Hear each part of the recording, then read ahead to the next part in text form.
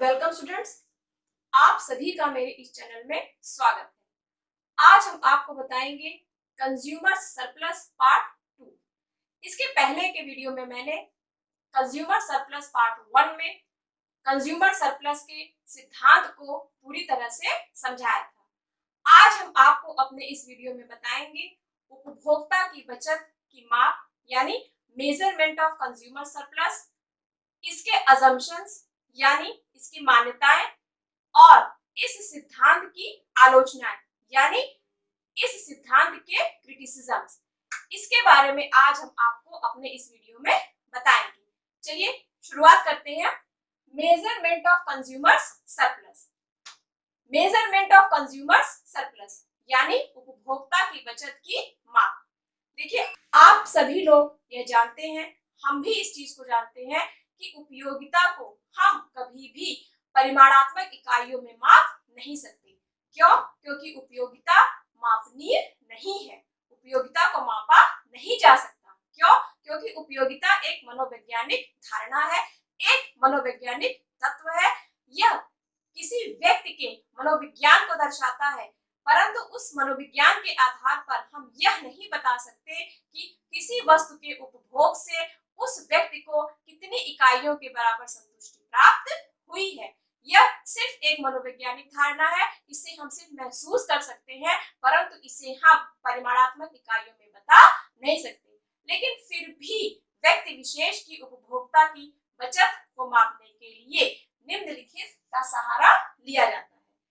इसके लिए इसे दो पार्ट में बांटा गया है। इसमें नंबर 1 है on the basis of utility यानी उपयोगिता के आधार पर उपभोक्ता की बचत।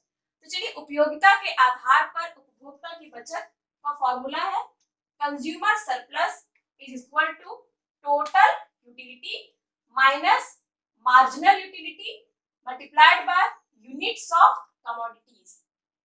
ये इसका फॉर्मूला है। चलिए आगे हम देखते हैं। जैसे टोटल यूटिलिटी का मतलब है, जैसे हमने टेबल में देखा था कि वहां पर उपयोगिता आपको दी गई थी, तो उस उपयोगिताओं को जब हम जोड़ लेंगे, उसको जोड़ने के पश्चात हमें मिलेगा 175 माइनस मार्जिनल यूटिलिटी यानी वह कीमत जो एक उपभोक्ता देने को तैयार था, वो कितना था? 10 था, मल्टीप्लाइड बाय 6। टोटल कमोडिटीज कितनी थी? 6 थी। तो इसी आधार पर हम कैलकुलेट करते हैं। यहाँ ये देखिए 175 minus 10 multiplied by 6, 10 multiplied by 6 यानी 60, 175 माइनस 60 यानी यहाँ पर उपभोक्ता की बचत कितनी मिली? 115। अब इसका नेक्स्ट पार्ट देखते हैं on the basis of price यानी कीमत के आधार पर उपभोक्ता की बचत। तो कीमत के आधार पर उपभोक्ता की बचत का फॉर्मूला है प्राइस विलिंग टू पे। प्राइस विलिंग टू पे यानी वह कीमत जो उपभोक्ता देने को तैयार है, minus price of last units यानी अंतिम इकाई की कीमत, उपभोग की अंतिम इकाई की कीमत multiplied by units of commodities यानी जितनी इकाइयों का उपभोग किया गया है। तो आप अगर यहाँ पर भी कैलकुलेट करेंगे तो सेम चीज आपको यहाँ पर भी मिलेगी। जैसे प्राइस विलिंग टू पे, ये भी आपको मिलेगा 175 minus price of last units, ये भी आपको मिलेगा 10 multiplied by units of commodities यानी ये आपको मिलेगा 6। तो आपका कैलकुलेशन होगा 175 माइनस 10 मल्टीप्लाइड बाय 6 यानी 175 माइनस 60, तो लास्ट में आपको मिलेगा 115। तो इसके आधार पर भी हमने यहाँ पर उपभोक्ता की बचत का कैलकुलेशन कर लिया है। चलिए अब हम देखते हैं डिफिकल्टीज इन मेजरमेंट यानी उपभोक्ता की बचत को मापने में कौन कौन सी कठिनाइयां सामने आती है। इसके अंतर्गत नंबर 1 पर है marginal utility of money is not always constant यानी मुद्रा की सीमांत उपयोगिता कभी भी एक समान नहीं रहती। यह सिद्धांत यह मानकर चलता है कि मुद्रा की सीमांत उपयोगिता हमेशा एक समान रहती है, इसमें किसी भी प्रकार का कोई परिवर्तन नहीं होता। लेकिन हम यह देखते हैं कि कोई भी उपभोक्ता जैसे जैसे किसी वस्तु का क्रय बढ़ाता जाता है, वैसे वैसे उसके पास मुद्रा की इकाइयां कम होती जाती है, और जैसे जैसे उसके पास मुद्रा की इकाइयां कम होती जाती है, वैसे वैसे कम होती हुई इकाइयों से उस उपभोक्ता को बढ़ती हुई सीमांत उपयोगिता मिलती है। क्यों? क्योंकि यहाँ हम देख रहे हैं कि जब व्यक्ति के पास बहुत अधिक मात्रा में पैसा होता है, बहुत अधिक मात्रा में धन होता है, तब वह व्यक्ति मुद्रा की कीमत नहीं करता, वह व्यक्ति मुद्रा की वैल्यू नहीं करता। उस व्यक्ति के लिए मुद्रा की सीमांत उपयोगिता बहुत कम होती है। लेकिन जैसे जैसे उस व्यक्ति के पास मुद्रा की इकाइयां घटती जाती है, वैसे वैसे उस व्यक्ति के लिए मुद्रा की सीमांत उपयोगिता बढ़ती जाती है। जैसे यहाँ हम यह भी कह सकते हैं कि एक धनी व्यक्ति के लिए, जिसके पास बहुत पैसा है, उसके लिए मुद्रा की सीमांत उपयोगिता कम होती है। लेकिन एक गरीब व्यक्ति जिसके पास बहुत अधिक मात्रा में पैसा नहीं है, उसके लिए मुद्रा की सीमांत उपयोगिता बहुत अधिक होती है।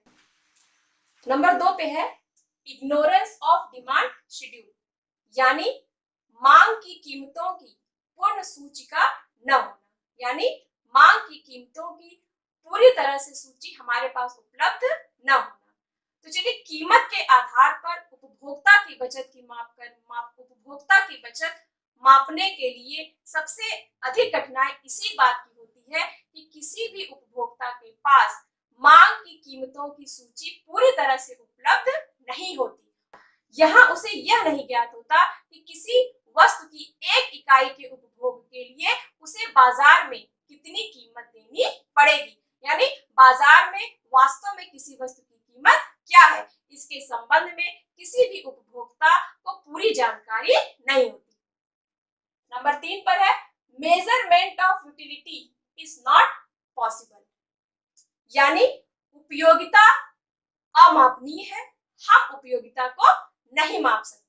अब इसको हमने पहले भी इसको बताया गया कि उपयोगिता एक मनोवैज्ञानिक तत्व है, उपयोगिता एक मनोवैज्ञानिक धारणा है, इसे परिमाणात्मक इकाइयों में मापा नहीं जा सकता। नंबर 4 पे आता है एग्जिस्टेंस ऑफ सब्स्टिट्यूट गुड्स, यानी स्थानापन्न वस्तुओं की उपस्थिति।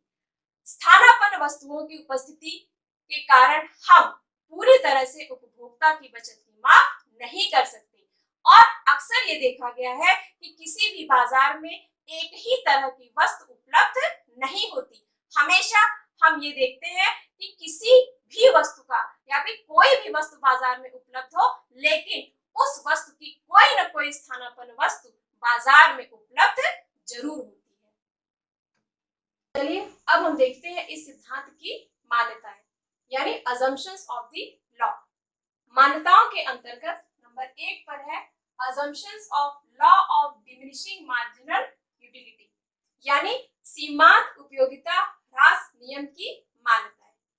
हमारा यह सिद्धांत सीमांत उपयोगिता ह्रास नियम पर आधारित है, इसलिए जो भी मान्यताएं सीमांत उपयोगिता ह्रास नियम की हैं, वो सभी मान्यताएं इस सिद्धांत में भी लागू होंगी।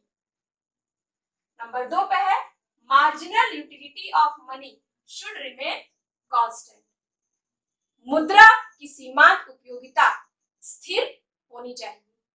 मुद्रा की सीमांत उपयोगिता में किसी भी प्रकार का कोई परिवर्तन नहीं होना चाहिए, लेकिन वास्तविकता यह है कि मुद्रा की सीमांत उपयोगिता कभी भी स्थिर नहीं रहती। नंबर 3 पर है गुड्स आर इंडिपेंडेंट। मार्शल ने कहा है कि प्रत्येक वस्तु एक स्वतंत्र वस्तु है, किसी भी वस्तु की उपयोगिता का किसी दूसरी वस्तु की उपयोगिता पर कोई भी प्रभाव नहीं पड़ता, समस्त वस्तुएं एक दूसरे से स्वतंत्र होती हैं।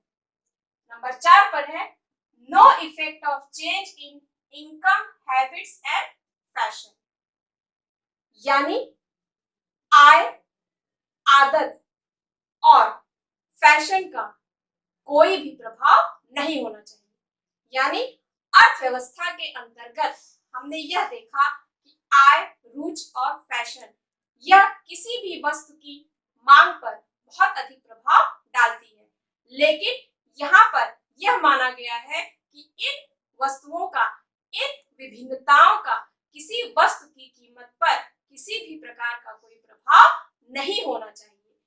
आय, रुचि और फैशन इनके अंतर्गत कोई भी परिवर्तन होने पर उस परिवर्तन का किसी वस्तु की कीमत पर किसी भी प्रकार का कोई भी प्रभाव नहीं होना चाहिए। यहाँ यह मान लीजिए कि इनके अंतर्गत कोई परिवर्तन अगर दिखाई भी देता है तो वह परिवर्तन किसी भी वस्तु की कीमत पर कोई भी प्रभाव नहीं डालेगा। नंबर 5 पर है लैक ऑफ सब्स्टिट्यूट गुड्स, यानी अर्थव्यवस्था के अंतर्गत किसी भी प्रकार की कोई भी स्थानापन्न वस्तु नहीं होनी चाहिए, स्थानापन्न वस्तुओं का अभाव होना चाहिए। कोई भी वस्तु, ऐसी वस्तु नहीं होनी चाहिए जिसकी स्थानापन्न वस्तुएं बाजार में उपलब्ध हो। चलिए अब हम देखते हैं इस सिद्धांत की आलोचना, यानी क्रिटिसिज्म्स ऑफ द लॉ। तो क्रिटिसिज्म के अंतर्गत हम यह देखते हैं professor Nicholson, Davenport, Robbins, Cannon आदि अर्थशास्त्रियों ने इस सिद्धांत की कटु आलोचनाएं की है। तो इन आलोचनाओं के अंतर्गत नंबर 1 पर है the concept of consumer surplus is not scientific, यानी यह सिद्धांत वैज्ञानिक नहीं है। यह सिद्धांत वैज्ञानिक नहीं है। क्यों? क्योंकि हमारे इस सिद्धांत की जो भी मान्यताएं हैं वह वास्तविक जीवन में दिखाई नहीं देती। जैसे उपयोगिता मापनीय है, उपयोगिता को परिमाणात्मक इकाइयों में मापा जा सकता है, मुद्रा की सीमांत उपयोगिता स्थिर रहती है। ये सभी जो मान्यताएं हैं ये वास्तविक जीवन में दिखाई नहीं देती। इसके अलावा वस्तुएं एक दूसरे से स्वतंत्र होती हैं। किसी भी वस्तु का किसी दूसरी वस्तु की उपयोगिता पर किसी प्रकार का कोई प्रभाव नहीं पड़ता। तो ये सभी मान्यताएं हमें वास्तविक जीवन में दिखाई नहीं देती। इन्हें हम अपने रोजमर्रा के जीवन में इसका कभी भी अनुभव नहीं करते। इसलिए इस सिद्धांत को वैज्ञानिक नहीं माना गया है। इसे यह माना गया है कि यह सिर्फ एक कल्पना मात्र है, यह सिर्फ एक काल्पनिक सिद्धांत है, इसका वास्तविक जीवन में कोई अस्तित्व नहीं है। चलिए नंबर 2 पे आता है हाइपोथेटिकल कॉन्सेप्ट, यानी उपभोक्ता की बचत का सिद्धांत काल्पनिक सिद्धांत है। प्रोफेसर निकोलसन ने यह बताया है कि मार्शल द्वारा दिया गया उपभोक्ता की बचत का सिद्धांत काल्पनिक है, भ्रम उत्पन्न करने वाला है और असत्य है। इसका वास्तविक जीवन में किसी भी प्रकार का कोई अस्तित्व नहीं है। यह सिर्फ एक कल्पना मात्र है, यह सिर्फ एक काल्पनिक सिद्धांत है। नंबर 3 पे आता है not applicable in case of necessaries, यानी आवश्यक वस्तुओं के संबंध में यह सिद्धांत लागू नहीं होता। क्यों? क्योंकि आप ये देख सकते हैं कि जो भी वस्तुएं जीवन आवश्यक वस्तुएं होती हैं, जो हमारे रोजमर्रा के जीवन में आवश्यक वस्तुएं होती हैं, उन वस्तुओं के लिए हमें कितनी भी कीमत देनी पड़े, हम वह कीमत देने के लिए तैयार रहते हैं। क्यों? क्योंकि हम इन वस्तुओं के बिना जीवित नहीं रह सकते। यही वस्तुएं होती हैं जो हमारे रोजमर्रा में हमारा सहयोग करते हैं, जो हमारे जीवन को आगे बढ़ाने में हमारी मदद करते हैं। तो अगर इन वस्तुओं के संबंध में किसी भी प्रकार की कीमत में कोई भी वृद्धि हो जाती है तो हम क्या करते हैं? हम इन वस्तुओं का उपभोग बंद नहीं करते। क्यों? क्योंकि ये हमारे जीवन की आवश्यक वस्तुएं हैं। आवश्यक वस्तुओं के संबंध में हम ऐसा कोई निर्णय नहीं ले सकते कि हम इसका उपभोग बंद कर दें। हम यहाँ पर ऐसी वस्तुओं का उपभोग बंद नहीं कर सकते। अगर ये वस्तुएं बहुत महंगी भी हो जाए तो भी इन वस्तुओं के उपभोग के लिए हमें चाहे जितनी कीमत देनी पड़े, हम उतनी कीमत देने को तैयार हो जाते हैं। तो यहाँ हम कह सकते हैं कि जीवन आवश्यक वस्तुओं के संबंध में उपभोक्ता की बचत की माप नहीं की जा सकती। नंबर 4 पर है इग्नोरेंस ऑफ डिमांड शेड्यूल, यानी मांग सूची जो भी हम अपने हर महीने बनाते हैं, इसके बारे में हमें पूरी तरह से पूरी जानकारी नहीं होती। हम इसके संबंध में अज्ञानी बन जाते हैं। हमें पूरी तरह से बाजार में होने वाले उतार चढ़ाव के बारे में जानकारी नहीं होती। हर उपभोक्ता जिन वस्तुओं का उपभोग करता है, हम ये भी जानते हैं कि हर उपभोक्ता, अगर वो एक सैलरीड पर्सन है, अगर वह एक वेतनधारी व्यक्ति है, तो वो क्या करता है, वह हर महीने एक बजट तैयार करता है। तो आप ये जान लीजिए कि क्या ये जाना जाता है कि तैयार किया गया बजट पूरी तरह से हमेशा सत्य साबित होगा? नहीं।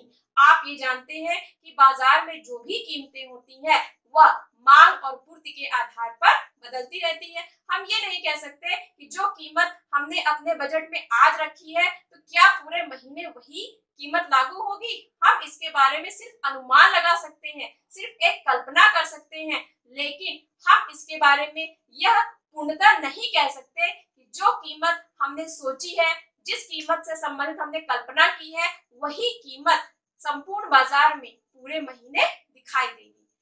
तो ये हम कह सकते हैं कि हमारा जो भी बजट बनता है, जो भी बजट हम तैयार करते हैं, वह क्या होता है, वह काल्पनिक कीमतों के आधार पर बनाया जाता है। वह काल्पनिक कीमतों के आधार पर बनता है और काल्पनिक कीमतें जो होती है वो जरूरी नहीं है कि वो संपूर्ण अर्थव्यवस्था में दिखाई दे। बाजार कीमत आप और हम अच्छी तरह जानते हैं कि यह बदल जाती है, ये कभी भी स्थिर नहीं रहती। तो जब हम काल्पनिक कीमतों के आधार पर बजट का निर्धारण करते हैं तो ऐसी स्थिति में हम उपभोक्ता की बचत की माप नहीं कर सकते। इसके बाद नेक्स्ट है कंज्यूमर्स सरप्लस बिकम जीरो, यानी उपभोक्ता की बचत शून्य हो जाती है। उपभोक्ता की बचत शून्य होती है। इसके अंतर्गत आप देखिए यूलिस गोबी, इन्होंने यह बताया है कि वह कीमत जो उपभोक्ता देने को तैयार होता है और वह कीमत जिस कीमत पर उस व्यक्ति को वह वस्तु मिलती है, इनके बीच जो अंतर होता है वो हमेशा शून्य होता है। इनके बीच कभी भी कोई अंतर दिखाई नहीं देता। इन दोनों के बीच अंतर शून्य होता है। उन्होंने इसे समझाने के लिए एक उदाहरण दिया है। उन्होंने ये बताया है कि यदि किसी व्यक्ति के पास 10 रुपए है तो 10 रुपए को वह दो भागों में बांटता है। वह 4 रुपए इस्तेमाल करता है सेब खरीदने के लिए और 6 रुपए बचा लेता है किसी अन्य वस्तु पर खर्च करने के लिए। तो उसके मस्तिष्क में, उसके दिमाग में बचत की तो कोई बात यहाँ दिखाई नहीं दी। उसने तो पहले यही सोच लिया कि 4 रुपए हमें सेब खरीदना है और 6 रुपए हमें किसी अन्य वस्तु पर खर्च करना है। तो जब वह 6 रुपए किसी अन्य वस्तु पर खर्च करके आता है, उसके पास 4 रुपए शेष बचते हैं, तो 4 रुपए वह सेब को खरीदने में खर्च कर देता है। तो यहाँ ये देखिए, यहाँ आपने देखा किसी भी प्रकार की कोई उपभोक्ता की बचत दिखाई दी नहीं। तो यूलिस गोबी ने बताया है कि उपभोक्ता की बचत यह भी एक कल्पना है। कभी भी उपभोक्ता की बचत कुछ भी नहीं होती। उपभोक्ता की बचत हमेशा शून्य होती है। वह कीमत जो उपभोक्ता देने को तैयार होता है और वह कीमत जिस कीमत पर उसे वह वस्तु मिलती है, इन दोनों के बीच किसी भी प्रकार का कोई अंतर नहीं होता। यहाँ पर उपभोक्ता की बचत यूलिस गोबी के अनुसार हमेशा शून्य होती है। इसके अंतर्गत नंबर 6 पर है consumer surplus is not constant, यानी उपभोक्ता की बचत कभी भी समान नहीं रहती। आप ये देखिए कि उपभोक्ता की बचत कभी भी समान नहीं रहती। क्यों? क्योंकि उपभोक्ता की बचत आधारित होती है वस्तुओं की कीमतों पर और वस्तुओं की कीमतें निर्धारित होती हैं मांग और पूर्ति के आधार पर। आप ये भी जानते हैं कि मांग और पूर्ति कभी भी एक समान नहीं रहते। इसके अंतर्गत भी हमेशा परिवर्तन होते रहते हैं। तो इन परिवर्तनों के आधार पर ही बाजार कीमतों का निर्धारण होता है। तो यहाँ हम यह कह सकते हैं कि यदि वस्तुओं की कीमतें कम होती है तब ऐसी स्थिति में उपभोक्ता की बचत ज्यादा प्राप्त होती है। इसके विपरीत यदि वस्तुओं की कीमतें बढ़ती हुई दिखाई देती हैं तब ऐसी स्थिति में किसी भी उपभोक्ता को कम उपभोक्ता की बचत प्राप्त होती है। तो यहाँ हम कह सकते हैं कि उपभोक्ता की बचत कभी भी स्थिर नहीं रहती। बढ़ती हुई कीमतें यानी कम उपभोक्ता की बचत, घटती हुई कीमतें यानी बढ़ती हुई उपभोक्ता की बचत। उपभोक्ता की बचत को मापने में हमने ये देखा कि उपभोक्ता की बचत के मापन में बहुत सी कठिनाइयां दिखाई देती हैं और इन आलोचनाओं के आधार पर यहाँ हम यह कह सकते हैं कि उपभोक्ता की बचत इस सिद्धांत का कोई सैद्धांतिक महत्व नहीं है। यह सिद्धांत भ्रम उत्पन्न करने वाला है और यह सिद्धांत मात्र कल्पना है। इसी से संबंधित सैमुअल्सन के अनुसार गणितीय पहेली के आकर्षण के साथ यह ऐतिहासिक और सैद्धांतिक रुचि का विषय है। अच्छा हो कि अर्थशास्त्री इसे त्याग दें।